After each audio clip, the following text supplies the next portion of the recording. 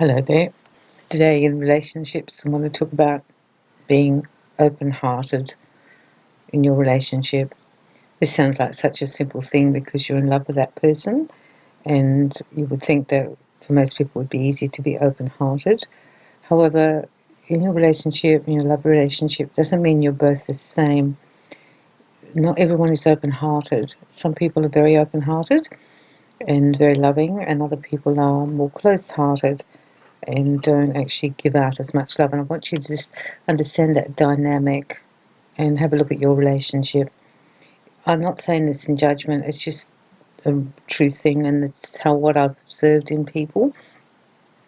It's important to be open-hearted, particularly in a love relationship, because that's where the love comes from. It comes from your heart.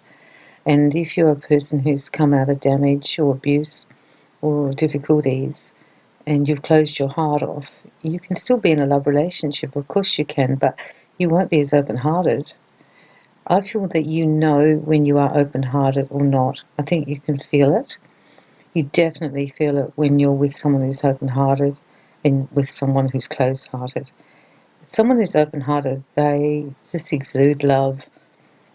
They give love, they express love, they're loving towards you in all the different ways they can be, whether it's verbally or what they do to help you, or physically and giving you a hug, or the way they'll just spend time with you, or they'll be present and show compassion. You can feel it. You can feel an open-hearted partner. You can see it in people. The closed-hearted person will be more reserved. They will be a little bit tentative. They won't be as expressive. They'll find it hard to tell you they love you. They will find it hard to be as physical sometimes. There will be like a barrier there. I always see it when they're closed-hearted. There's like a thing across their heart, symbolically, like a little shield across their heart to protect themselves. And usually someone who's closed-hearted might not be as generous with their time or generous with money. They might be more tight. My mum always used to say if they're tight with their emotions, they're tight with their money. I always thought that was kind of cute. If you're in a relationship, the reason this is important is because this is a heart relationship, this is a love relationship you're in. So if you're both very open-hearted, it's going to work really well because the love goes backwards and forwards and you just can't do enough for each other, and you're arguing about who's going to pay for it. No, I'll go and do it for you. No, you go to the shop. No, you've got the headache. It'll be that kind of dynamic, which is really quite a beautiful dynamic, because you are seeking to be open-hearted and be loving to the other person, and always considering them and how they actually feel, always coming to that feeling place. You'll also be very empathic and compassionate with them. Like there'll be a lot of compassion that you have for them. So when they're talking to you, you will feel compassion, or if they're going through something, you will show compassion.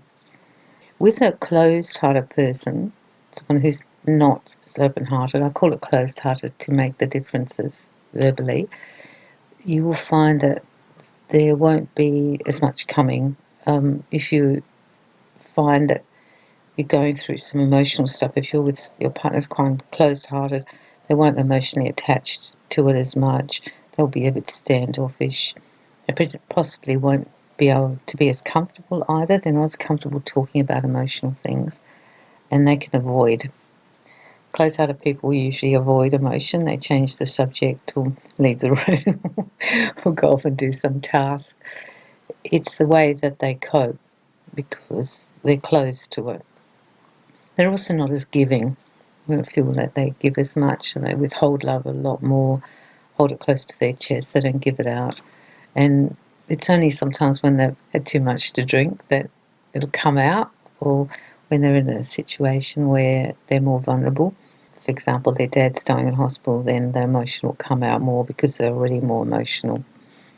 When I talk about open and closed-hearted, I'm not doing it with judgment. The closed-hearted person will be like that genetically. Maybe one of their parents was like that, or comes through the gene pool. But it can also be environmental. If they've been damaged or hurt, they will now put protection up around their heart. And it will take a lot to get that open-heartedness, because it's got to do with trust. If there have been any breaches of trust in their life with different relationships, people they've loved, they will also maybe be more closed-hearted. It doesn't always mean you are like that. You can come out of abuse and be very open-hearted, come out of these difficult lives and be very open-hearted. It can actually have the reverse, but often the reason you are close-hearted is protection. You've put up protection. And that's the thing you need then if you're in a relationship with your partner and they're close-hearted, you need to get this trust and make them feel that they can trust you and are safe. And then the heart will open more.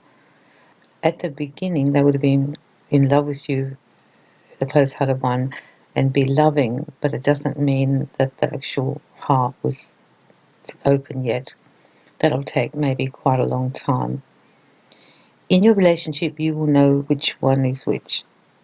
If you're both open-hearted, it works quite well. If you're both closed-hearted, it can actually work quite well too, because the expectation is much lower and you're both more comfortable with it. Therefore, when you are similar, it actually works. It's when you're dissimilar, it doesn't work. So you get a very open-hearted person living with a closed-hearted person. It's not going to work that well, and you're going to have problems. And you need to recognise that. The open-hearted person will be giving the love, and sometimes I feel for the closed-hearted person that can feel a little bit too much, a little bit overwhelming, a little bit suffocating. That's just too much, and I can't handle it. The reverse is the closed-hearted person isn't giving the open-hearted person as much love, and they feel unnourished. They don't feel they're getting enough. They know the person loves them, but they're not actually getting enough. There's not enough flow coming their way. And that's a real thing. You can feel the flow is very minimal and they're not giving you too much. And they're, in some cases, can be withholding it. They kind of withhold the love because they feel vulnerable. They don't want to love you that much because it makes them feel vulnerable. They don't like that.